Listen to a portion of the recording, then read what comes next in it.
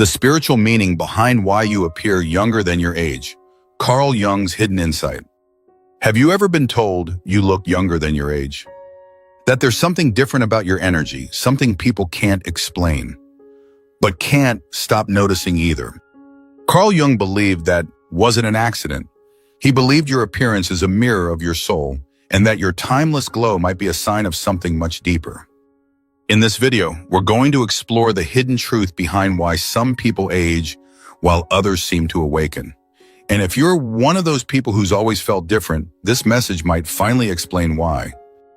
Part 1. The mystery of youthful appearance more than skin deep. Why do some people appear significantly younger than their actual age? Is it genetics? Diet? Skincare routines?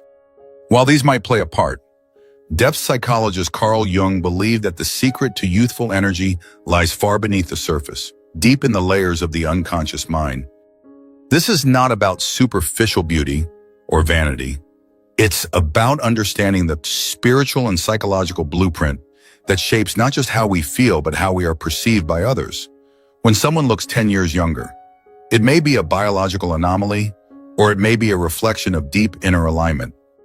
Let's dive into the Jungian explanation of why some people seem ageless. Why do certain souls glow with youthful vitality, while others, perhaps even younger chronologically, appear weighed down by time? 1. Jung's vision. The outer reflects the inner. Carl Jung often said, "The face is the mirror of the soul." He didn't mean that metaphorically. He truly believed that the unconscious mind and the state of the psyche project themselves onto the body, not only through posture or energy, but through aging itself. In other words, aging is not merely a biological event, it is a psycho-spiritual one. According to Jung, when the psyche is burdened with unresolved traumas, repressed emotions, and chronic denial of the self, the body becomes a battleground, and time takes its toll much faster.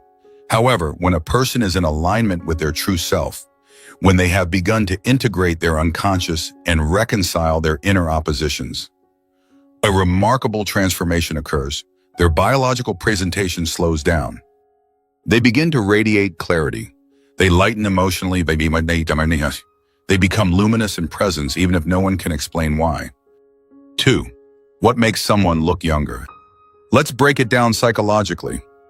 When someone appears younger than their age, there are often a few clear markers. Their eyes are vibrant and expressive. They carry a sense of wonder or curiosity. Their body language is relaxed, not rigid or defeated. They are emotionally resilient and responsive, not jaded. They often have a joyful, creative spark, even if subtle. Now here's the Jungian insight: none of these traits are primarily physical. They are psychological, emotional, spiritual. People who appear youthful tend to live in deeper contact with their inner world, their dreams, instincts, values, and creative drives. In Jungian terms, they are more individuated. They are in the process of becoming whole, not conforming to a persona dictated by society. They are more authentic, and the body reflects that. 3. The soul that refuses to age. There's a term Jung used often: the self. The self is the archetype of wholeness, the totality of who we are, conscious and unconscious. When a person draws closer to their self, they begin to shed the layers of false identity they've accumulated over decades. And in doing so, they become lighter, not just metaphorically, but biologically. Stress, guilt, shame, and repression all accelerate aging. They tighten the nervous system. They wear down the organs. They etch themselves into the face. But someone who lives in deeper harmony with their self experiences life differently. They are not exhausted from pretending. They are not chronically anxious about approval. They are not carrying unresolved emotional burdens passed down from childhood or inherited from societal expectations. And so their spiritual vitality remains intact. The outer shell may age, but the inner light keeps glowing, and that radiates outward. 4. Jung on psychic energy and vitality. Carl Jung spoke frequently about the concept of psychic energy, what he referred to as libido. Unlike Freud, Jung didn't limit libido to sexual energy. He saw it as the life force, the current of vitality that drives meaning, Creation, transformation. When our libido is trapped in old traumas, buried memories, or false personas, it becomes stagnant. We become dull, heavy, tired. This energy then manifests in the body as lethargy, apathy, or rapid aging. But when libido is freed, when it is redirected toward authentic living, spiritual growth, and creative exploration, it keeps the psyche young. You can see this in people who follow their calling late in life. Suddenly, they light up, their skin improves, they smile more, they move with fluidity. What happened? They didn't get younger biologically, but their soul aligned and the body followed. 5. The impact of emotional suppression on aging. One of the greatest causes of premature aging, according to Jungian psychology, is emotional suppression. Every time we avoid confrontation with our shadow, our anger, fear, desire, grief, we force that energy inward. Where it festers, it becomes toxic, not just emotionally, but physiologically. Chronic suppression leads to nervous system dysregulation, chronic fatigue and adrenal burnout, tension in the jaw, neck, shoulders, loss of vitality and creative inspiration. Jung wrote, "What you resist not only persists but grows stronger. When we suppress, we don't make the problem go away. We lock it into the body, and over time, it shows in the posture, in the eyes, in the weariness on the face." But those who face their emotions courageously through journaling, therapy, inner work, dream analysis begin to reclaim their energy, and that shows not just in spirit, but in appearance. 6. The role of archetypes in appearance. Jung believed that archetypes, universal energies in the collective unconscious, also affect how we show up in the world. For example, someone dominated by the victim archetype may look tired and defeated. Someone aligned with the magician archetype often looks mysterious and energized. Those influenced by the innocent or inner child archetype often radiate lightness and joy. These archetypes don't just exist symbolically. They influence how we move, how we talk, and even how our facial expressions form. A person living out of a healed inner child archetype may literally look younger because they embody curiosity, playfulness, and openness. And so the work isn't about chasing youth. It's about understanding which archetypes we're embodying and healing the ones that weigh us down. 7. Society's obsession with youth versus Jung's path to authentic vitality. We live in a world obsessed with looking young, Botox, fillers, anti-aging creams. But Carl Jung never advocated for escaping age. He believed in embracing life's natural cycles while also reclaiming the soul's eternal energy. The modern pursuit of youth is often surface level and deeply fear-driven. Jung would argue that true vitality comes not from resisting age, but from embracing wholeness.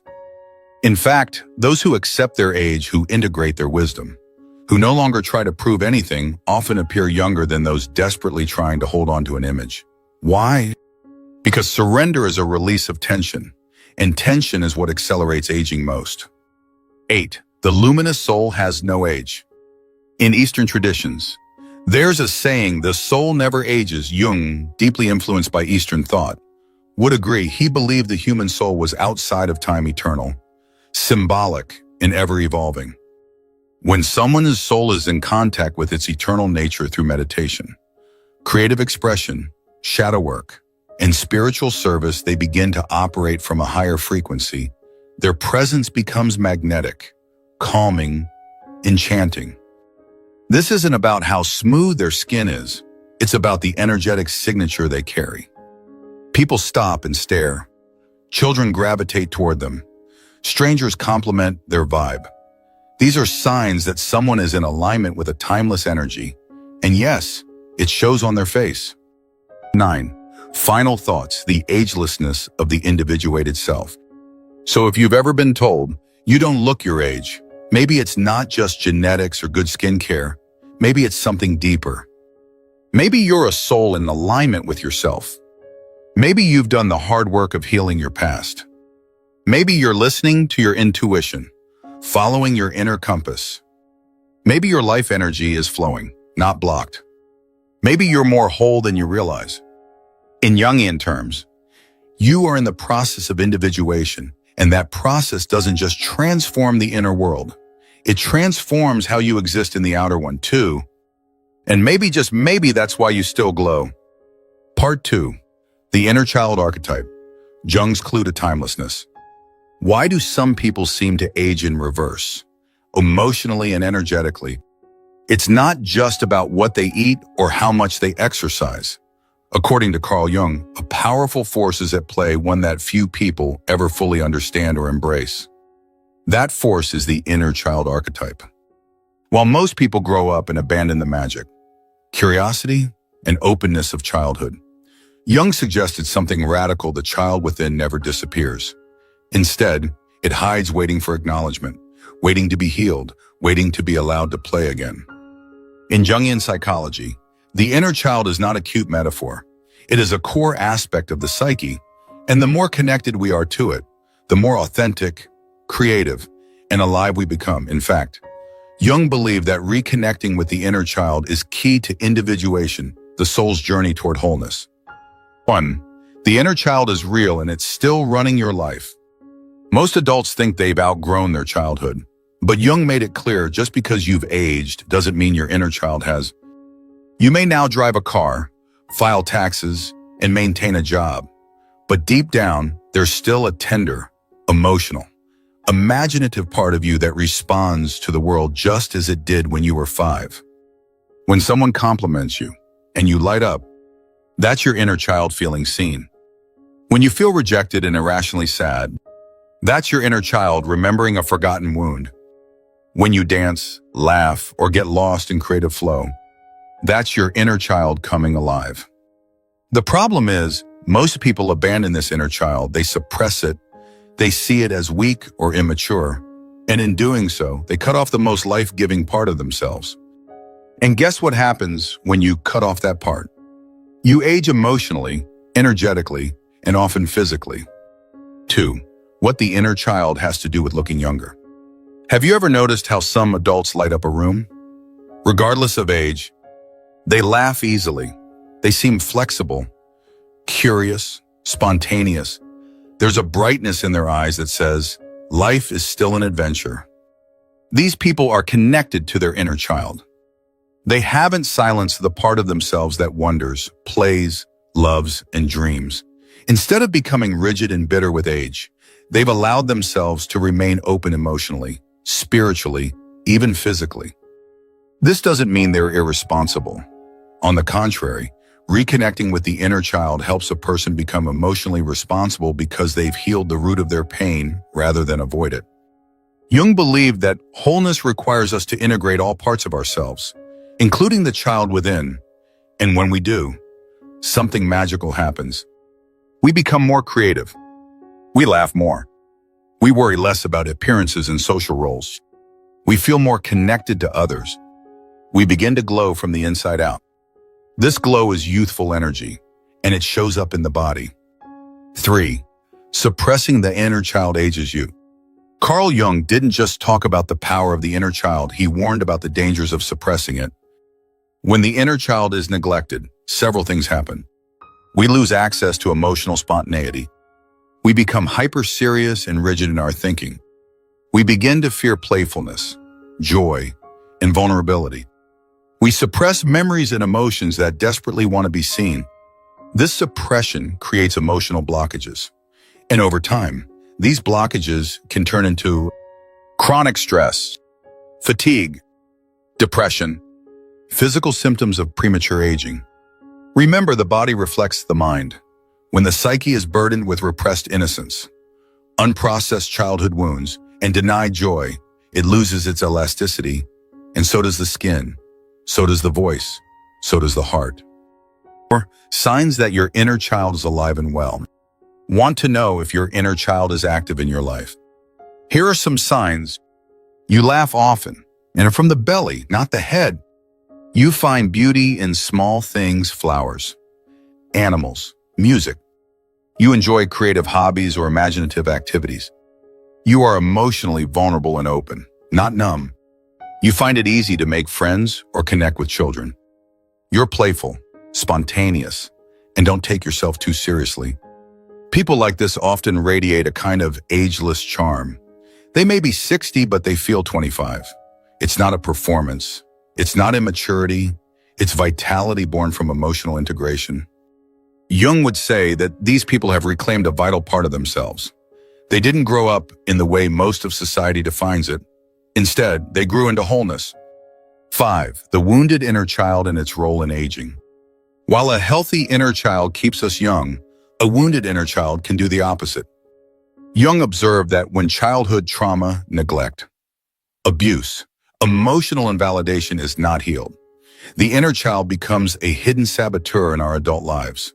It generates chronic anxiety, deep insecurity, overreactions to criticism, neediness or emotional withdrawal, a profound feeling of being never enough. These unhealed patterns force the adult to build layer upon layer of defensive armor, psychic masks, rigid beliefs, emotional numbing, and this psychic weight, Jung noted, eventually becomes somatic weight. It etches itself into the body, contributing to premature aging. Wrinkles can be born from smiles or from a lifetime of emotional frowning. So if you've noticed that certain emotional states make your body feel older, heavier, or more tired, it's likely that your wounded inner child is asking for healing. 6.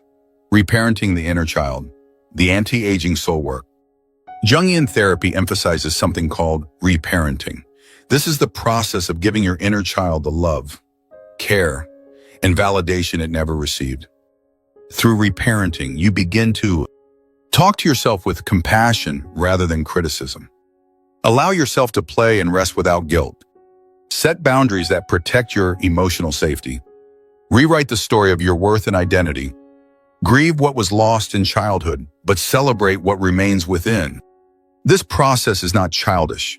It's sacred, and it often results in what seems like emotional and physical rejuvenation. Jung understood that when the psyche feels safe, the body responds, the nervous system settles, the breath deepens, the skin softens, the eyes brighten. It's not a miracle, it's the biology of emotional truth. 7. Cultivating inner playfulness in a grown-up world. Many people resist the idea of reconnecting with their inner child because they think it means becoming immature. But playfulness is not the opposite of maturity. It's the foundation of it. A mature adult who has integrated their inner child is less reactive, more curious and empathetic, less rigid in their identity, more creative under pressure, more emotionally available and present. You don't need to color with crayons or swing on monkey bars, though you can. Cultivating playfulness can mean making time for daydreaming, telling jokes, doing something creative just for the fun of it, allowing yourself to be silly, listening to music and dancing in the kitchen. These acts send a message to your inner child: I haven't forgotten you. You still matter. And when that message is received, your whole being responds with vitality. 8. Jung's warning, the tragedy of the abandoned inner child. Carl Jung didn't just champion the inner child, he warned us about what happens when it is denied. In his writings, he speaks of people who grow old too soon, not because of disease or trauma, but because of disconnection from soul. These are people who live by the rules, do what is expected, and follow the path society lays out for them, but never truly feel alive. Jung believed this kind of psychological death is what causes so many midlife crises, depressions, and even soul sickness. If you want to preserve your energy, your inspiration, and yes, even your appearance, you must honor the child within. 9. You don't look younger. You are younger because your soul stayed awake. At the end of the day, appearing younger than your age is not a trick of the light. It's not a side effect of good skincare or supplements. It's a signal. It means you've preserved something most people lose: your wonder, your courage to feel, your ability to dream, your openness to connection, your willingness to cry, laugh, explore. Carl Jung would say you are still in touch with your archetypal roots. You haven't let the harshness of life bury your soul. You've carried the flame forward, and that fire burns bright in your eyes. So if people tell you that you look young, take it as a compliment, But more than that, take it as a reminder. You didn't forget who you are. You didn't abandon the child. You let that child walk beside you. And together, you stayed timeless. Part 3, Shadow Integration. Why the people who look young face their darkness. Carl Jung's concept of the shadow remains one of the most influential and misunderstood ideas in the world of psychology. While many associate youthfulness with lightness, joy, and innocence, Jung's theory turns that on its head. True vitality and youth are not the product of denying darkness. They are the reward for integrating it. The shadow is not evil by nature. It is simply the unacknowledged, repressed part of the self. According to Jung, whatever we reject, deny, suppress, or fear within ourselves gets pushed into the unconscious and becomes part of the shadow. But here's the twist: the more of yourself you bury, the heavier your life becomes and the faster you age. Psychological repression carries a biological cost, and those who confront their shadow, embrace their wounds, and integrate their darkness often unlock something incredible, a deep vitality that others feel as light, presence, or simply youthfulness. In Jungian psychology, the more you become whole, the more life flows through you, and nothing accelerates wholeness more than facing the shadow head-on. The shadow can manifest as anger, envy, lust, shame, fear, greed, addiction, resentment, and trauma. Most people push these feelings down, pretending they don't exist. But suppression creates stress. Stress triggers the body's aging systems. Avoiding the shadow equals accelerating decay. Jung warned us, what you resist not only persists, but will grow in size. When you avoid your shadow, you don't eliminate it, you simply allow it to control you from the background. And that hidden control often shows up in your face, your posture, your voice, your health. People who carry unresolved pain tend to appear tight, guarded, drained, or prematurely aged. There's a fatigue in their eyes, a heaviness in their presence. They are fighting a silent battle inside themselves, and the body carries the weight. In contrast, individuals who have gone through the shadow, who have cried their tears, screamed their rage, held their shame, confessed their jealousy, emerge freer, not because the shadow is gone, but because they've built a conscious relationship with it. They are no longer afraid of their own humanity. That relief, that release, radiates as youth. Shadow integration demands radical honesty. You must face your fears, admit your flaws, confront your past. It's painful, but the reward is a deeper self-acceptance that lightens the psyche, and the lighter the psyche, the more fluid and graceful the body becomes. One of Jung's most powerful insights was this: until you make the unconscious conscious, it will direct your life and you will call it fate. People who appear old beyond their years often live in reactive patterns dictated by unconscious forces. They don't understand why they keep sabotaging relationships, fearing abandonment, clinging to status, or drowning in anxiety. But all of this is shadow, and it erodes them from the inside out. Shadow work does not remove suffering. It gives suffering meaning. That meaning creates emotional coherence. Emotional coherence reduces stress, and less stress means less cellular breakdown. The science of stress is clear: cortisol, inflammation, and anxiety all accelerate biological aging. So when Jungian psychology invites us to face the shadow, it's not just spiritual, it's physiological. There's a myth in society that positivity keeps you young, but forced positivity, pretending to be okay, denying sadness, suppressing grief actually worsens internal dissonance. Jung argued that wholeness, not perfection, is the goal. That means welcoming sadness, sitting with fear, understanding rage, holding shame with compassion. People who do this kind of inner work don't carry secrets inside. Their nervous systems don't brace for emotional collapse. Their faces don't tighten in fake smiles. They don't armor themselves against life. They are porous, fluid, real, and that realness is youth. Let's take a closer look at the physiological impact of unresolved shadow content. Chronic emotional suppression forces the body to stay in a sympathetic fight or flight state. This burns energy constantly. People with unprocessed trauma often have adrenal fatigue, Autoimmune issues, chronic tension, disrupted sleep. These conditions age the body rapidly. But when emotional truth is allowed to emerge, when people begin to speak their truth, release their guilt, or even rage safely, the parasympathetic system reactivates. The body heals, the face softens, the breath slows. Shadow work is a return to parasympathetic living.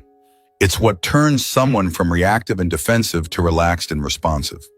It's why people who do deep therapy or trauma work often seem to glow in their eyes afterward. Not because they've solved everything, but because they've stopped hiding. We often see this after someone goes through an intense life transformation. Perhaps they leave a toxic relationship, confess a long-held secret, or process deep grief. They suddenly look different, more alive, lighter. It's not a makeover, it's a release. Jung would argue that the more we run from the shadow, the more it owns us and the more it burdens the body. But the moment we turn toward it with curiosity and compassion, it becomes fuel for transformation. Consider the archetype of the wounded healer, a term Jung often referenced. This is someone who has gone through their own darkness and now brings light to others. These individuals often radiate timeless wisdom and presence. There is a depth in them that commands respect. And yet, there's also an innocence, a softness, a playful kind of resilience. This is the paradox of shadow integration. The more you confront your inner death, the more fully alive you become. Jungian therapy teaches that the ego, left unchecked, becomes rigid. It clings to illusions of control, identity, and goodness. The ego wants to be liked, admired, and seen as put together. But the shadow is messy, chaotic, contradictory. To let it in is to shatter the ego's image. And that shattering, it's terrifying but also liberating. When the ego breaks and the shadow is allowed in, the psyche expands. You begin to see yourself more clearly. You stop performing. You stop policing yourself emotionally. You stop shrinking to fit in. And all of that psychic energy is freed. That freed energy becomes your new libido, not sexual, but existential. It flows into your relationships, your creativity, your passions. You wake up with a sense of movement inside. This sense of flow, Jung argued, is the natural state of an individuated soul. Children, by nature, are uninhibited. They cry when sad, yell when angry, laugh when amused. They haven't developed a complex shadow yet. They are emotionally fluid and therefore energetically vibrant. Adults, in contrast, are often constipated emotionally. They suppress everything, and that damming up of emotion becomes toxic. Shadow work reclaims that childlike fluidity. Integration doesn't mean acting on every impulse. It means creating a safe, conscious relationship with your darker parts. You don't suppress rage, you understand it. You don't indulge jealousy, you explore its roots. You don't deny envy, you learn from it. This kind of inner maturity is what makes someone appear youthful, not because they are innocent, but because they are self-aware. They don't carry the burden of pretense. They don't fight themselves internally. They flow. Flow states, those moments of full engagement where time disappears, are often described by athletes, artists, musicians. But shadow integration is what makes these flow states sustainable. Without inner conflict, there's space for presence, and presence is youth. The shadow also contains gifts. Jung believed that buried inside the darkness are our deepest potentials: creativity, sensuality, assertiveness, confidence, intuition. Many people age early not because they are tired of life, but because they are tired of not living fully. The unlived life is a heavy burden, and the longer we deny our gifts, the more drained we feel. A man who suppresses his artist dies a slow inner death. A woman who hides her sensuality becomes emotionally brittle. A child who wasn't allowed to express anger becomes a fearful adult. All of these scenarios create unlived energy, and that, Jung said, is the real weight of aging. So how do you begin integrating the shadow? Not with positivity, not with self-judgment, but with radical curiosity. Begin noticing your triggers. When do you feel disproportionately angry, hurt, jealous. Those reactions are breadcrumbs. Follow them inward. What memory does this feeling echo? What need was unmet? What part of you is trying to speak? Journaling, dream analysis, active imagination. All Jungian tools help bring shadow material to light. So do body-based therapies, art, movement, and voice work. Anything that lets the unconscious speak is a gateway to youthfulness. And remember, shadow integration is not a one-time event.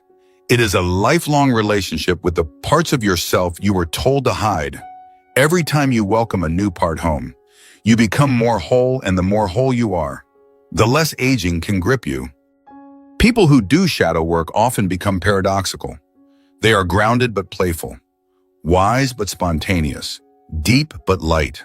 They are complex, yet approachable, and they radiate energy that makes age irrelevant. This is why you might meet someone in their 60s who feels like a teenager, not in their behavior. But in their spirit, they have done the work. They have faced themselves, and what remains is freedom. Shadow integration is not just emotional healing, it is spiritual rejuvenation. And Jung was clear, the journey toward wholeness is the journey toward truth. And truth, especially emotional truth, makes the soul young again. Part 4, Synchronicity and Flow.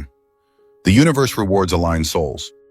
Carl Jung's concept of synchronicity was never just about coincidence. It was about alignment with the deeper, hidden patterns of life. According to Jung, synchronicity represents meaningful coincidences that reflect the state of the soul, mirroring the unconscious in the external world. But what does this have to do with appearing younger than your age? To understand that, we must explore the energetics of alignment, the flow of life energy when someone is truly living in harmony with their psyche. When we live out of sync with our soul's design, we experience friction, stress, resistance, emotional stagnation. But when we align with who we truly are, when our inner world resonates with our external actions, we enter flow states. Flow, Jung would say, is not just a psychological phenomenon, it is a spiritual signature. It's what happens when the conscious and unconscious are not at war with each other. When your dreams, desires, habits, and environment are not pulling in opposite directions, but moving in unified harmony. This harmony shows up in your biology. People who are in flow regenerate more easily. They sleep better. Their digestion improves. Their nervous systems shift into parasympathetic states. Their facial expressions relax. Their immune systems function optimally. Even their skin glows. Why? Because the body is no longer under siege. It's no longer defending against internal conflict. It's safe, integrated, open. And this kind of biopsychic flow is often accompanied by what Jung called synchronicity, those mysterious, magical patterns that suggest we're exactly where we're supposed to be. People who report looking younger than their age frequently describe their lives as full of strange timing, serendipities, and creative momentum. They feel like they're carried by something invisible, not struggling upstream, but flowing with the current of life itself. This is not accidental. In Jungian depth psychology, this is a natural byproduct of individuation.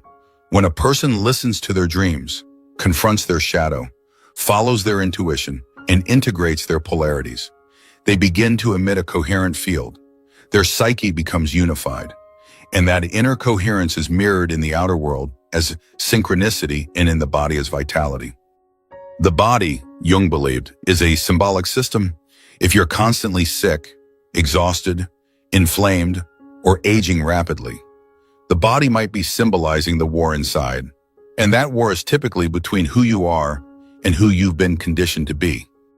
This is why many people age dramatically in jobs they hate, relationships that suffocate them, or belief systems that shame them. These states split the psyche. One part obeys the persona public image, while the deeper self cries out for truth. That inner dissonance generates biological stress. On the other hand, people who live in accordance with their true values, who say what they mean, create from the soul, love without shame, work in alignment with their gifts, begin to heal that split. They don't just look better, they feel timeless. Flow is not a productivity hack, it's a soul condition. Jung's notion of synchronicity was born out of deep spiritual insight. He noticed that patients who were growing psychologically and spiritually began to encounter more synchronistic events, dreams that matched reality, animals that appeared at symbolic moments, chance encounters that shifted their path. These signs, Jung proposed, were not just random, they were the psyche and cosmos mirroring each other as above, so below. This concept is ancient, found in alchemy, Taoism, mysticism, but Jung brought it into psychological language, and he insisted that when the psyche aligns with the self, life begins to organize around that truth. People in flow don't need to force life. They're not controlling everything. They're responding to a deeper rhythm. They listen, they follow symbols, they trust their gut, and that trust reduces anxiety, which is one of the leading causes of accelerated aging. Modern science is catching up with Jung. Studies on heart coherence, flow states, and psychoneuroimmunology show that people who live in emotional alignment age slower, recover faster, and radiate more energy. Flow reduces cortisol, it balances dopamine and serotonin, it activates the default mode network, allowing for creative rest and insight.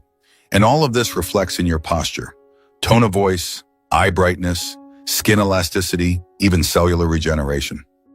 So when someone is in synchronicity with life, when they're not fighting reality, but participating with it, they lose the look of exhaustion.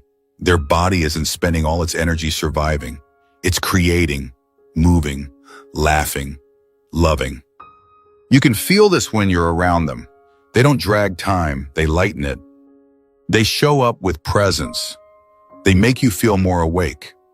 They feel like possibility. And that energetic presence, vibrant, coherent, fully engaged, is deeply connected to appearing younger than one's age.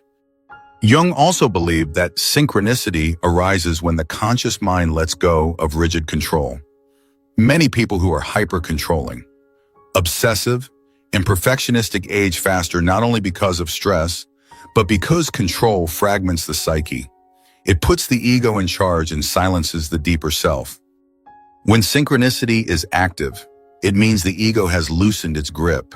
The person has surrendered to the deeper wisdom of the unconscious. They're no longer trying to dominate life but co-create with it.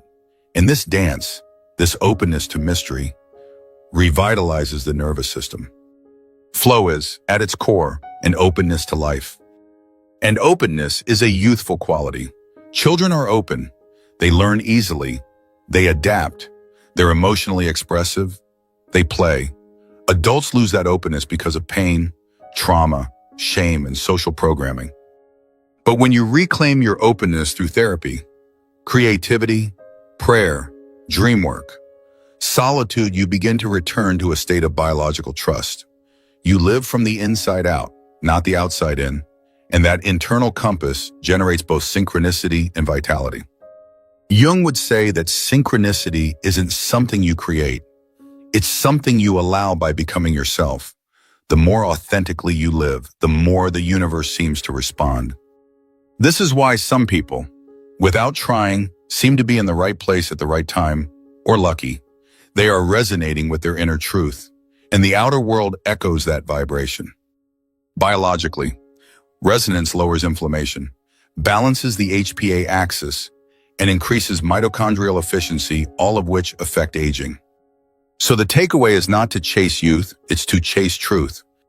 When your life reflects your inner values, your body stops rebelling. When your work, relationships, beliefs, and environment mirror your psyche, synchronicity activates, flow begins, and flow heals. This is not a spiritual cliche. It's a Jungian principle grounded in psychology and confirmed by physiology. People who live in flow are in communion with their unconscious. They've integrated shadow. They follow inner images. They align actions with archetypes. They live mythically. And their reward is not just meaning but radiance. So if you find yourself looking younger, glowing unexpectedly, or feeling more alive than your peers, it might not be a mystery.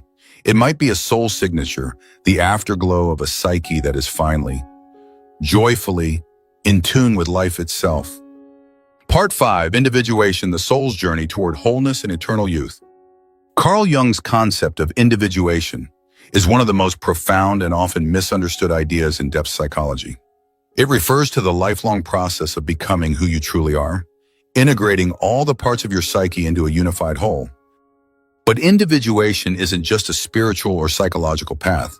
It's also a biological shift. Jung believed that as you become more individuated, you don't just gain self-awareness, you experience more vitality, more alignment, and yes, even a more youthful presence. People who are in the midst of individuation also often radiate a kind of agelessness, not because they are free from life's struggles, but because they have stopped in fighting their true nature. They are no longer at war with themselves, and that peace reflects outward in the face, body, and energy. To understand why individuation makes you appear younger, we must first understand what it requires: integration of opposites. The human psyche is made up of polarities, conscious and unconscious, masculine and feminine, persona and shadow, instinct and intellect, order and chaos. Most people live in fragmentation, identifying only with one side and rejecting the other. For example, they may be overly logical but suppress emotional intelligence. They may appear confident but secretly battle shame. They may present as caring but harbor deep resentment. This inner split creates psychic tension, and over time, that tension becomes fatigue, then stress, then disease, then visible aging. Individuation is the healing of that split. When you acknowledge your anger, you become more peaceful. When you allow sadness, joy becomes deeper. When you own your fear, courage grows naturally. When you embrace your failures, wisdom emerges. Jung believed that youthfulness is not the absence of pain, it's the presence of integration. The more you reclaim the parts of yourself you've disowned, the more you free up psychic energy, which Jung called libido. This life energy is then no longer being wasted on repression or ego maintenance. It's available for creation, connection, and vitality. And this vitality rejuvenates the body. Individuation also involves moving beyond the persona, the social mask we wear to be accepted. The persona is necessary. It helps us navigate society, but when we identify with it too strongly, we begin to lose touch with the self. The self, in Jungian psychology, is the central archetype of wholeness. It is the totality of the psyche, the God within, the deep blueprint of who you are meant to become. When people abandon the path of individuation and cling to persona, they become emotionally brittle. Life becomes performance. Energy drains, stress accumulates, and they begin to show signs of aging not just physically, but existentially. They lose sparkle, softness, and spontaneity. By contrast, those who return to the self through therapy, dream work, introspection, creative expression, and spiritual practice reconnect with a timeless center. Jung saw individuation as sacred work, not self-improvement, not chasing perfection, but becoming whole. And wholeness is deeply regenerative. In fact, many spiritual traditions echo this principle. When you become aligned with your soul, the body follows. There's also a neurological reality here. The brain, when operating in a state of inner coherence, releases balanced chemicals: dopamine, serotonin, oxytocin. These improve mood, sleep, digestion, immunity, and cellular repair. These are the foundations of youthfulness. Individuation also transforms your relationship with time. Most people feel time as a weight: deadlines, regrets, pressure, missed opportunities. But Jungian individuation invites you into a kairos state, a sacred sense of time, where life is not measured by the clock, but by meaning. People who live meaningfully, even when old, don't appear as worn out. They are more engaged, more curious, more connected. Their eyes are alive. Their words have weight. Their body may age, but their soul grows younger. Jung observed this often. Older patients who began individuating, who began exploring their dreams, expressing their truths, or letting go of false identities, began to experience a kind of psychic rebirth. And others noticed they looked better, sounded different, even walked with more ease. That's because individuation lifts emotional burdens, and emotional burdens age us more than almost anything. When you carry decades of resentment, guilt, or self-hate, it shows. But when you release those through the process of inner work, the release is not just spiritual, it's cellular. You literally unburden your nervous system. You liberate your biochemistry. There's another component of individuation that preserves youthfulness, living your calling. Jung was adamant that everyone has a unique psychic blueprint, a reason for being here. When people ignore that calling, when they settle for careers, relationships, or belief systems that don't fit, they become spiritually malnourished. But when they listen to the inner voice and start aligning with their true path, they often experience a surge of energy. They wake up, they become radiant, passion returns. Their bodies begin to reflect soul-level fulfillment. This is why you'll often meet someone who glows not because of what they've done, but because of who they've become. Individuation is also linked to forgiveness of self and others. Carrying unforgiveness is like carrying acid in the body. It corrodes joy, health, and beauty. But the individuated person, having seen their own darkness and survived it, becomes more compassionate toward others. Compassion, like love, is anti-aging. There's a calm that comes with individuation, a sense of enoughness. You stop chasing validation. You stop proving your worth. You stop editing yourself to fit in. And that relief, that authenticity, relaxes the body. And a relaxed body heals faster, moves easier, and ages slower. One of the more mysterious elements of individuation is how it opens the door to symbols and archetypes in daily life. As you grow in wholeness, you begin to see your life as a mythic journey. You're no longer just surviving or achieving, you are participating in the great unfolding of the soul. That mythic perspective makes life feel more meaningful, and meaning, Jung believed, is the true antidote to suffering. People who live with meaning suffer less, or more accurately, their suffering is redeemed by purpose. And this sense of meaningful suffering, even sacred suffering, creates emotional resilience. Resilience, in psychological research, is correlated with everything from longer life expectancy to better hormone balance and improved cognitive function. So again, the pattern repeats: wholeness equals vitality. Jung also pointed out that individuation tends to create a reconciliation of gendered energy within the psyche. Men integrate their anima, the inner feminine. Women integrate their animus, the inner masculine. This inner balance leads to emotional stability, creativity, and wisdom. People with this inner harmony often express it in their style, presence, voice, embody. They become more fluid, expressive, and magnetic. These are all signs of biological youth. To be clear, individuation is not always easy.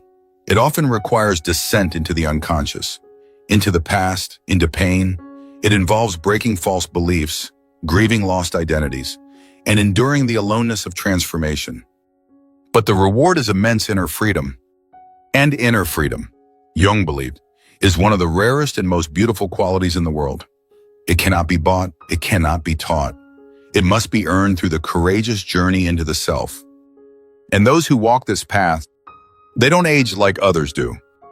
They evolve. Their faces carry lines, but not tension. Their voices are soft, but strong. Their bodies may grow older, but their presence remains light. They are not trying to be young. They simply are alive, authentic, and whole. Part 6, Repression Ages the Soul. How suppression accelerates decay. Carl Jung warned repeatedly about the cost of repression, not just psychologically, but biologically, spiritually, and energetically. In his depth psychology framework, repression is not just the act of denying or ignoring thoughts and emotions. It is an unconscious mechanism that disconnects a person from their true self, their body, and the natural flow of life. And while most people assume that suppressing difficult emotions keeps them strong or mature, Jung believed that repression is one of the most destructive forces within the psyche. Over time, repression leads to internal fragmentation. emotional toxicity, and an accelerated aging process both mentally and physically. The body does not forget what the mind tries to suppress. Every unresolved fear, every swallowed grief, every unspoken resentment is stored in the nervous system, in the muscles, in the very cells of the body. When you repress emotion, you don't erase it, you bury it alive. And what's buried has a way of decaying from within. Jung described the unconscious as everything of which we are not fully conscious. This includes traumas, unprocessed emotions, instinctual drives, and moral conflicts. When these remain unresolved and unconscious, they form a psychic pressure system. And just like pressure under the earth causes earthquakes, psychic pressure erupts often through illness, addiction, mental breakdowns, or somatic collapse. People who appear older than their years often carry an enormous emotional backlog, decades of holding it together, keeping the peace, being the strong one, or not causing trouble slowly accumulate as internal tension. That tension, when sustained, leads to inflammation, adrenal fatigue, cardiovascular strain, and premature aging. The face becomes etched with emotional contraction, tight jawlines, furrowed brows, pursed lips. The posture folds inward, the eyes dim. This is not just genetic, it's emotional architecture written into the body. Jung emphasized that the unconscious demands to be seen. What you repress becomes shadow. And shadow, when ignored, becomes toxic. Not because the content itself is inherently bad, but because keeping it in the dark is a form of violence against the self. Take anger, for example. When expressed appropriately and consciously, anger can be empowering. It sets boundaries, defends the vulnerable, calls out injustice. But when repressed, anger becomes chronic tension, irritability, passive aggression, and eventually physical ailments like high blood pressure or migraines. Grief, when honored, can soften the heart and connect us to love. But repressed grief turns to numbness, apathy, and a subtle deadening of the spirit. People who suppress grief often report feeling disconnected, flat, or old inside. They aren't sad, they're shut down, and the body responds accordingly. Jung said, "The most terrifying thing is to accept oneself completely, but when you don't accept parts of yourself, when you exile emotions, desires, or wounds, you fracture your inner wholeness. And that fracture demands psychic energy to maintain. It's like constantly holding a beach ball underwater. It takes effort, and that effort depletes your vitality. The more you suppress, the more you dissociate. And dissociation is one of the most draining psychological states a human can experience. It's like living with the lights half on. Your body is present, but your soul is missing. Over time, that spiritual absence becomes visible. In therapy, people often describe feeling 20 years older than they are. They're not imagining it. Chronic emotional repression biologically accelerates the aging process. Stress hormones like cortisol flood the system. Sleep is disrupted. Digestion slows. Cellular regeneration weakens. Libido disappears. The skin loses its glow. The voice flattens. Even memory and cognition decline. On the contrary, when people begin to express themselves, when they start telling the truth, crying the tears, admitting the anger, laughing freely, dancing wildly, something miraculous happens. They come back to life. Their voice becomes richer. Their eyes light up. Their face softens. They laugh more. They look younger. This isn't superficial. This is soul-level reanimation. In Jungian analysis, much of the work involves helping people reclaim what they've repressed, what Jung called the lost gold in the shadow. Sometimes this means revisiting childhood wounds. Sometimes it means you're owning the full range of sexuality. Other times it's about integrating spiritual longing that has been denied by a materialistic culture. Whatever the repressed content, once it is brought into awareness and honored, the psyche begins to heal. And healing at the level of the psyche is reflected in the soma of the body. The nervous system shifts from fight or flight into rest and digest. The face begins to open again. The breath deepens. The muscles relax. the entire organism starts to function and flow. Jung believed that repression is a form of spiritual forgetting. You forget who you are when you deny what you feel. You abandon your essence to fit into roles, expectations, or ideals. And in doing so, you begin to wither not because life is cruel, but because you are cut off from your source. People often repress their creative urges because they fear criticism or failure. They repress spiritual experiences because they fear judgment. They repress desires because they've internalized shame. But all of this repression creates blockages, energetic, emotional, and physiological. And blocked energy turns into stagnation.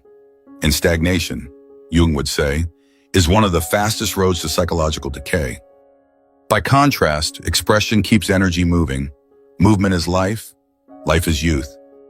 Many clients in Jungian therapy, after doing deep shadow work and releasing long-held repression, report feeling 10 years younger. They don't change their appearance. They change their relationship with themselves. That inner shift rewires their biology. Jung's work reminds us that you can't selectively repress. When you shut down one emotion, you dim the entire spectrum. People who repress pain often lose access to joy. Those who deny anger also lose passion. Those who avoid fear also miss out on awe.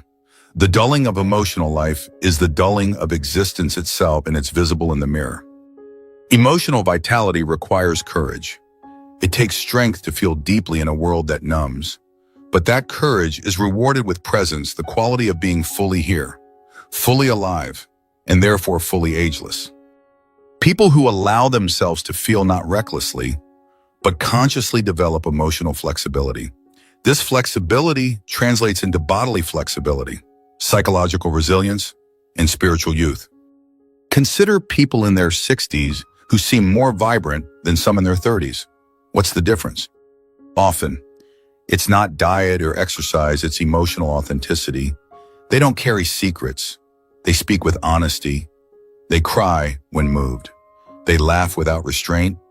They are not performing. They are being. That beingness, that rooted authenticity, is magnetic. It draws others in. It feels safe, radiant, attractive, not in a superficial way, but in a soulful way. The body, remember, is a metaphor. It tells the story of the psyche. Tight shoulders may represent burdens you refuse to put down. Chronic fatigue might be a signal that you are living someone else's life. Facial tension can reflect unspoken truth. The physical is never separate from the psychological. In Jungian thought, the healing of the body is not separate from the integration of the psyche. When you stop repressing who you are, when you stop abandoning your own truth, your biology gets the message. We are safe. We can live now. That message releases stored trauma. It unlocks life energy. It slows aging. Repression is like putting your soul in a straitjacket. Every cell in your body feels the constriction. Over time, that constriction manifests as dryness of skin, of spirit, of hope. But when you begin to liberate yourself emotionally, you rehydrate your life from within. Your cells remember joy. Your breath deepens. Your eyes soften. You begin to shine. The soul wants to express. That is its nature. Repression blocks that expression. And in doing so, blocks youth, vitality, and joy. The antidote: radical honesty, tender self-compassion, willingness to feel, commitment to truth, permission to be real. Jung believed that the person who embraces their full emotional landscape, light and dark, joy and grief, rage and tenderness, is not only more human, but more divine. And that divine essence is never old, it is timeless. So if you want to remain young, not in appearance, but in essence, the path is clear. Stop suppressing, start expressing. Let your soul breathe again. Part 7: Libido and Life Energy, the spiritual science behind vitality. Carl Jung redefined the concept of libido in a radical way that departed from Freud's narrower sexual interpretation. For Jung, libido was not simply sexual energy, it was the life force, the core psychological and spiritual energy that fuels our vitality, creativity, imagination, purpose, and drive toward growth. Understanding Jung's idea of libido is crucial in exploring why some people radiate youthful vitality, regardless of their chronological age. Jung believed that libido, when flowing freely, brings the psyche into harmony and revitalizes both the mind and the body. But when libido is blocked, repressed, or misdirected, it leads to stagnation, depression, exhaustion, and visible aging. Libido, in Jung's framework, is the energetic current that animates the soul. It's what gets you out of bed with purpose. It's what drives artistic expression, emotional depth, intellectual curiosity, and spiritual longing. It is not limited to sexuality, though sexuality is one of its many manifestations. Libido is present in painting, hiking, praying, inventing, building relationships, or simply watching the sunset in awe. People who appear younger often have active libido flow. They are animated, engaged, curious, passionate, and alive. They don't sleepwalk through life. Their eyes are lit with interest. Their voices carry conviction. Their movements are expressive, not mechanical. This is not a superficial performance. It is the external expression of inner vitality. Jung observed that when people deny or suppress their libido, they begin to lose interest in life. They become emotionally flat, spiritually disengaged, and physically depleted. The suppression of libido leads to psychic death, and psychic death, in turn, leads to premature biological aging. A major theme in Jungian therapy is helping people reconnect with their libido to remember what makes them come alive. And this reconnection often brings about visible change. People who once appeared tired, hunched, or dull begin to radiate lightness. Their faces soften, their speech becomes animated. They smile more. This is not magic. It is the result of life energy returning to the system. Jung believed libido needed channels. When it's not given healthy outlets, it stagnates or turns against the self. For example, a repressed artist may develop depression. A stifled entrepreneur may feel constant fatigue. A spiritually hungry soul may develop chronic anxiety. In each case, the libido is calling out, asking to be seen, expressed, and fulfilled. The body responds to unexpressed libido with stress symptoms, racing heart, tight chest, restlessness, digestive issues, and immune breakdowns. Over time, this stress erodes the body's ability to regenerate, accelerating aging. On the other hand, people who live in alignment with their true libido appear to glow. They are not aging in the same way because their energy is flowing. Not fighting, they are living from the soul, not surviving from the ego. Libido, when properly directed, nourishes every part of you. It feeds the immune system. It inspires movement and play. It fosters emotional intimacy and connection. It deepens your sense of meaning and purpose. It builds resilience against psychological stress. Jung's case studies often showed dramatic personality changes when libido was released from repression. Clients reported feeling like they were born again. They became more expressive, less anxious, more creative, and more emotionally present. These are the markers of youthfulness in the Jungian sense. Libido must also be respected as a spiritual energy. When it is ignored, the soul begins to atrophy. You might continue functioning in daily life, going to work, paying bills, but something essential inside begins to fade.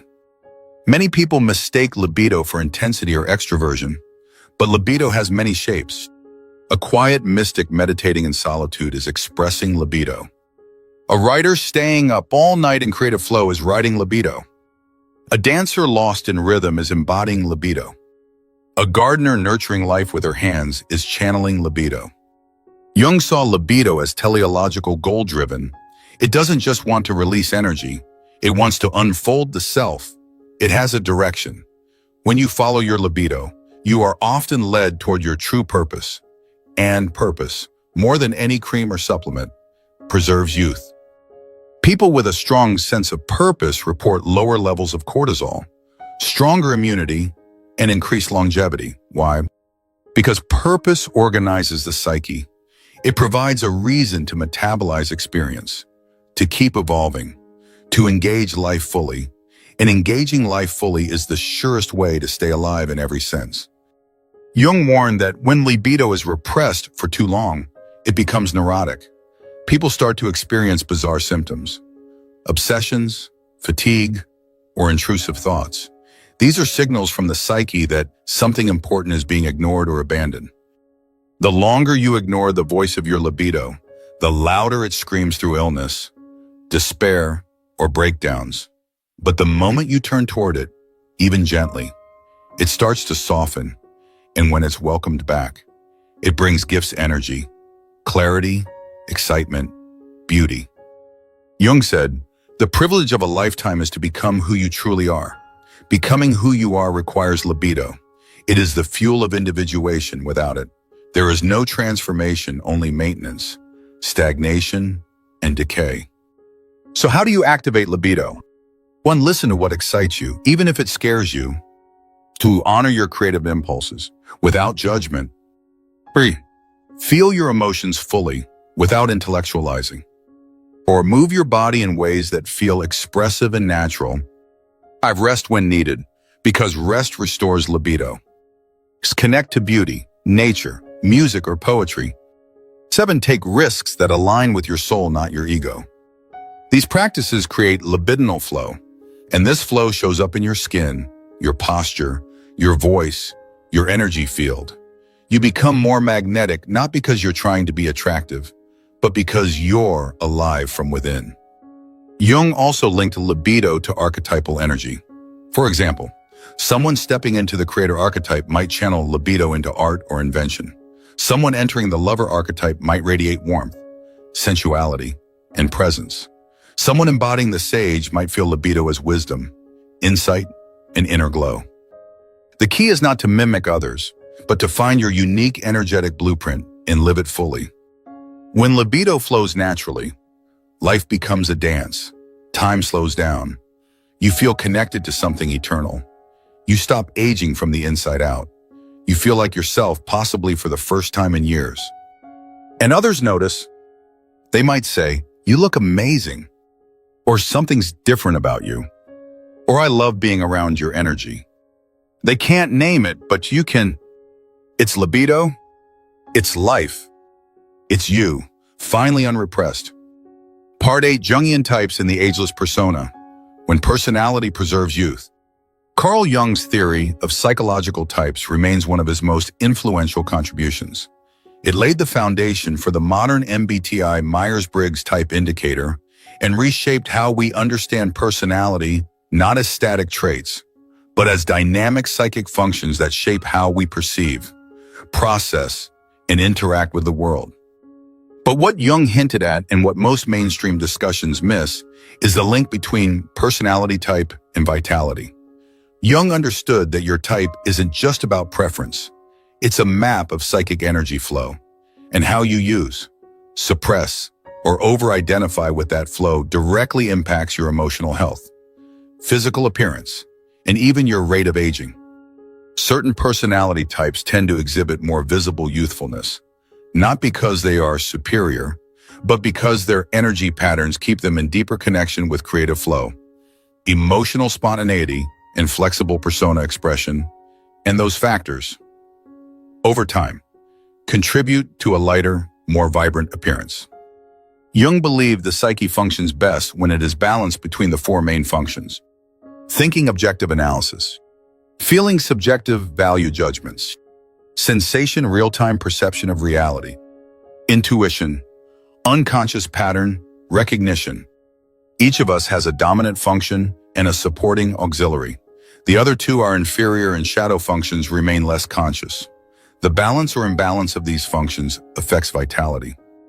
For example, someone with dominant intuition like an INFP or ENFP often appears imaginative, fluid, expressive, and playful. These individuals tend to radiate emotional openness and creativity, which keeps them feeling young at heart. If they remain connected to their authentic values and are not crushed by societal conformity, their energy remains unblocked. And this shows physically. Their faces are expressive, their eyes are bright, their movements spontaneous. By contrast, Someone with repressed feeling or intuition may seem rigid, closed off, overly rational, or emotionally numb. This psychic contraction that often becomes somatic contraction, stiff posture, tight muscles, limited facial expressiveness contributing to premature aging. Let's explore a few personality types and how they tend to embody or inhibit youthful energy. ENF, extroverted, intuitive feeling, perceiving. These individuals are driven by ideas, vision, possibility, and emotional authenticity. When healthy, they glow with curiosity and openness. Their adaptability and love of novelty keep their minds and bodies flexible. What keeps them youthful? Deep emotional intelligence, spontaneous laughter and play, intuitive trust in life's unfolding, a sense of childlike wonder, expressive gestures and animated presence. Their shadow overthinking, self-doubt, and emotional burnout when they ignore their own needs to please others. But when integrated, ENFPs are radiant vessels of joy, often mistaken as younger than they are. ENFJ, introverted, intuitive feeling, judging. This rare type possesses a rich inner world, often filled with a symbolic insight and spiritual depth. INFJs age gracefully when they live in alignment with their values and express their inner truths creatively. What keeps them youthful? Profound inner peace, emotional depth and authenticity, service to others with purpose, sensitivity to beauty and meaning. They may struggle with repression if they feel misunderstood or disconnected, but once they embrace their intuitive gifts, INFJs glow from the soul outward, their wisdom appearing radiant rather than aged. INTP, introverted thinking, intuitive perceiving. INTPs maintain a youthful spirit through constant intellectual engagement. They often retain a playful irreverence toward convention and authority, and that mental agility contributes to their psychological youth. What keeps them youthful? Love for abstract ideas, detached curiosity about existence, minimal concern for status or appearance, strong sense of inner autonomy. Their detachment can isolate them if not balanced with feeling and connection. But when in balance, INTPs possess a kind of eternal student energy, a trait linked to long cognitive vitality and a fresh, ageless mind. ESFP, extroverted sensing, feeling, perceiving. These individuals are embodied vitality.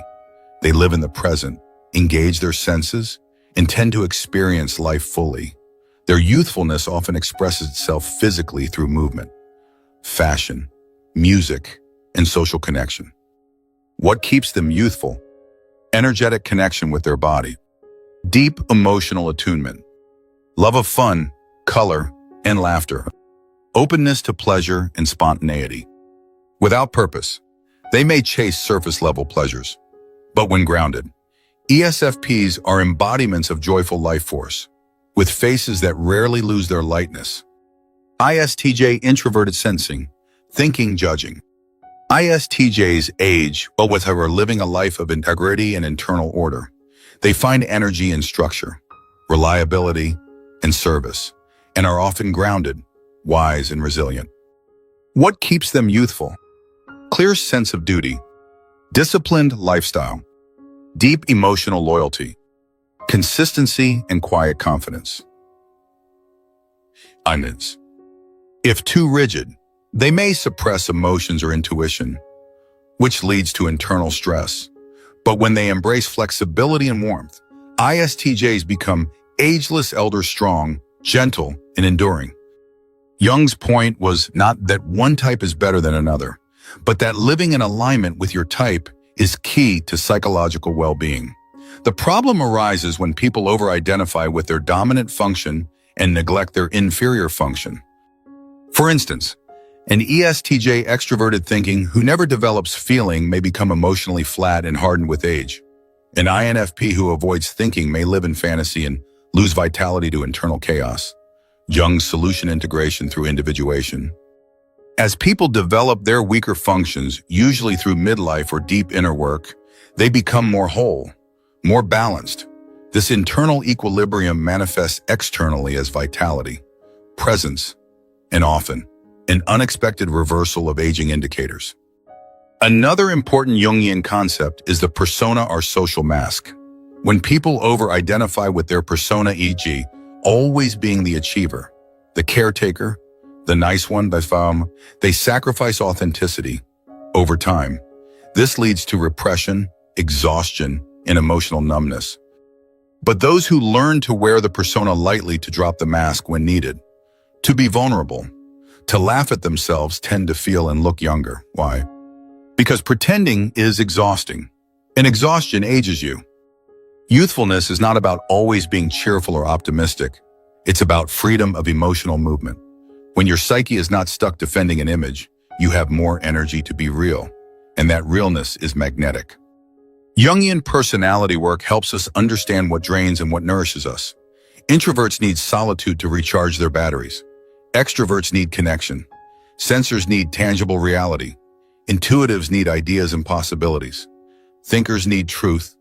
Feelers need harmony. When you go against your design, you slowly die inside. When you align with your true type, you come alive. And coming alive is the most beautiful cosmetic in existence. True youthfulness is when the inner world and outer expression are in synchrony. That's what Jung meant by psychological health, not perfection, but integration, the balance of light and dark, logic and emotion, thought and instinct.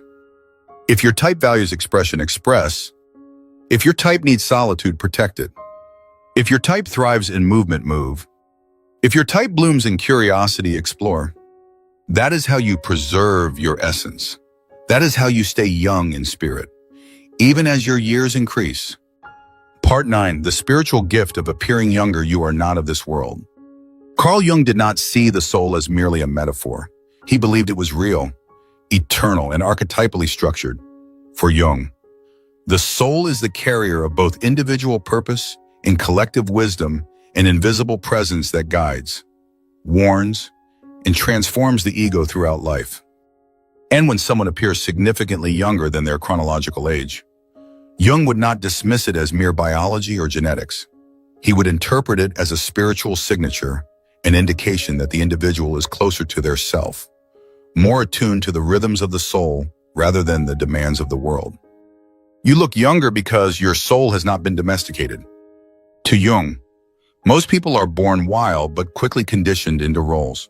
They become compliant, civilized, efficient, and disconnected from their deeper nature. This domestication leads to emotional suppression, spiritual amnesia, and energetics shut down, the perfect recipe for premature aging. But some people resist this, consciously or unconsciously. They maintain a holy rebellion against the deadening forces of society. They stay connected to awe, curiosity, authenticity, creativity, and a sense of inner calling. These are the ones who shine without makeup, laugh without shame, and seem to transcend linear time. They are not young in the childish sense. They are alive in a mythic sense.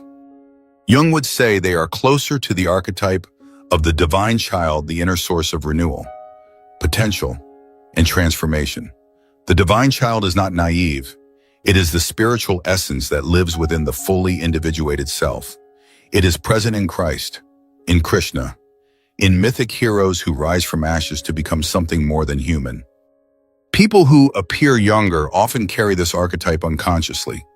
Their energy is charged with hope, resilience, light, and the sense that life is still unfolding, not closing, and others feel it. They don't just see the skin or the hair, they feel the field. Looking younger, then, is not simply about skincare or DNA. It is often the byproduct of a soul that refuses to die before the body does. This is why many spiritually awake people report a strange phenomenon. People assume they're younger. Strangers comment on their glow. They get misjudged by age. Why? Because age, in the spiritual dimension, is measured not in years but in contraction or expansion. The more contracted you are into roles, fear, ego, control, the older you feel. The more expanded you are into love, truth, creativity, trust, the younger you radiate. Jung observed that people who had begun the process of individuation, the return to wholeness, often underwent visible physical changes. It wasn't vanity. It was a relaxation of the soul. The facial muscles unclenched. The eyes became brighter. The body held less tension. Time slowed around them. They were no longer aging from stress. They were evolving from essence. In a society that idolizes youth while spiritually starving its people, appearing youthful becomes a form of quiet rebellion. It says, I have not given up my soul to the system. I remember who I am. I am not of this world. And Jung would smile at this because to him, individuation was always a journey away from social conformity and towards sacred uniqueness. The individuated person stands apart not in pride but in truth. They are grounded in the self, not in the persona, and the self is outside of time. Chronological aging becomes less relevant. What matters is, are you becoming more yourself? Are you shedding layers of false identity? Are you surrendering to the wisdom of the soul? Are you allowing life to live through you? When you do that, something profound occurs. You enter Kairos, time, sacred time. In Kairos, one moment can change everything. In Kairos, you become a vessel for synchronicity. In Kairos, your cells seem to regenerate not because of science, but because of alignment. People in Kairos don't radiate anxiety, they radiate trust, and trust slows time. You can feel this in the energy field around them. It's soft but powerful, warm but alert, innocent but with bias. It's the field of someone who is in conversation with eternity. Jung also linked youthfulness to those who maintain an active relationship with the numinous, the sacred, the mysterious, the holy. When someone loses their connection to the numinous, life becomes flat, dead, mechanical. Thing accelerates, meaning decays. But when someone prays, dreams, meditates, dances, sings, or walks in nature with reverence, they maintain contact with what Jung called the archetype of the self. This is the God image within the psyche, and to be in relationship with that image is to be renewed constantly from within. It is no accident that mystics, shamans, healers, and artists often appear to defy age. They are not functioning on cultural time, they are living in archetypal cycles. When one dies, another begins. When one identity crumbles, the next arises. They are not resisting death, they are partnering with rebirth. This partnership with the symbolic dimension gives them access to what Jung called the transcendent function, the part of the psyche that synthesizes opposites, resolves internal contradictions, and opens the door to transformation. This is not only psychologically liberating, it is physiologically restorative. Your body follows your psyche. When your soul is split, your body contracts. When your soul is unified, your body expands. People who integrated their opposites, shadow and light, masculine and feminine, intellect and instinct carry less inner tension. They become more fluid. They age into wholeness, not away from it. This kind of person is not afraid of aging. They see aging as sacred, but they don't speed toward it through repression, bitterness, or self-abandonment. They walk toward it as an initiation, fully present, fully luminous. Jung believed that most people never truly age because they never truly live. They die having never met their own soul. But those who choose the inner path, who dare to explore dreams, confront shadow, embody symbols, and follow synchronicity become elders, not just old people. And elders are magnetic. They are the ones children gravitate toward, the ones whose voices calm chaos, the ones whose laughter disarms pain. They age like firewood, burning hotter and brighter as they near the end, not colder and dimmer. If you look younger than your age, you may be one of these souls. You may be carrying something ancient and future-bound. You may be an archetypal bridge between what was and what could be. You may be here to hold light in a world that worships illusion. That's why your glow is so unnerving to some. That's why your presence feels rare. That's why you don't fit the mold. Because you were never meant to. You are not of this world. You are of the self, and the self is ageless. You don't look younger because of luck. You look younger because your soul remembers who it is. You have not given in to the noise of the world, and that radiance, that clarity, is your spiritual signature. Carl Jung would say you're walking the path of individuation. You're becoming whole, and in doing so, you're stepping outside of time. So don't dim your light to fit in, don't apologize for your glow, and don't let anyone tell you that you're just aging well. You're not aging, you're aligning. If this resonated with you, make sure to like, subscribe, and share it with someone whose soul refuses to age. Until next time, stay radiant, stay awake, and keep walking the sacred path back to yourself.